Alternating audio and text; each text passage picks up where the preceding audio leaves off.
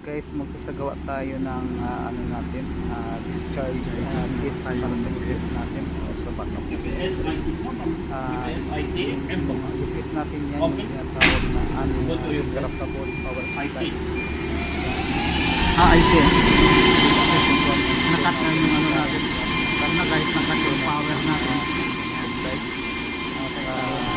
Mechanical. Mechanical. Mechanical.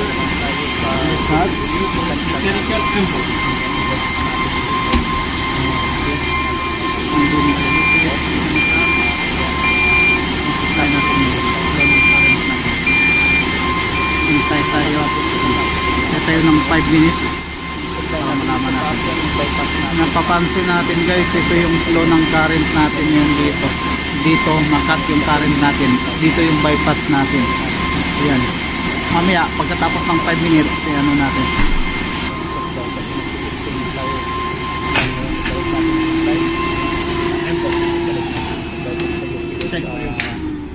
Port natin. Tingnan natin kung may Ayan, ito yung test natin, dapat magano dito. Ayan.